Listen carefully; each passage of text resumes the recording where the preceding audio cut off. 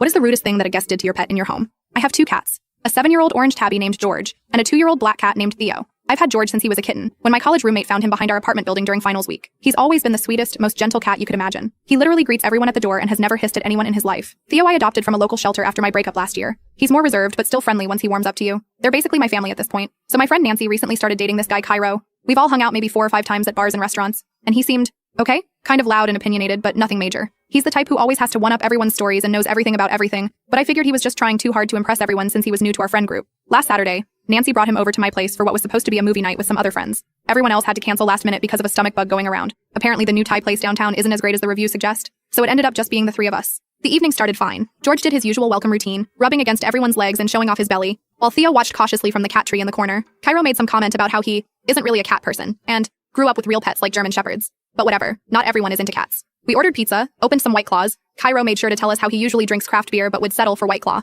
and put on the new show everyone's been talking about. About an hour in, I went to the kitchen to get more snacks and make some popcorn. I heard this weird sound from the living room, not quite a meow, more like a distressed chirp. At first I thought maybe George had just knocked something over. He sometimes gets excited when there's popcorn. But then I heard it again. When I came back, I found Cairo literally spraying George with my Plant Mister bottle that I keep on the coffee table. George was huddled in the corner near my TV stand, completely soaked and terrified, while Cairo was laughing like it was the funniest thing ever. What are you doing? I nearly dropped the entire bowl of popcorn. Cairo just shrugged like it was nothing. He kept trying to sit on the couch with us. Cats don't belong on furniture, they spread diseases. My mom never allowed it. You really shouldn't either, it's kind of gross. Nancy looked uncomfortable but didn't say anything. She just kept staring at her phone like she was trying to disappear into it. George, my sweet boy who had never hurt anyone, was literally shaking. Theo had disappeared completely. Found him hours later hidden behind the washer. Poor baby wouldn't even come out for treats. Are you kidding me? This is my house and these are my cats. You don't get to decide where they can and can't go. Who does this in someone else's home? Geez, calm down. Cairo rolled his eyes. It's just water. You're acting like I hurt him or something. Cats need discipline. They're animals, not people. You're obviously too soft with them. That's when I noticed George's food bowl was empty. Not just eaten, but gone. And his water fountain wasn't in its usual spot either. Where's George's bowl? And the water fountain? Oh, I put it all in the kitchen while you were in the bathroom earlier, Cairo said.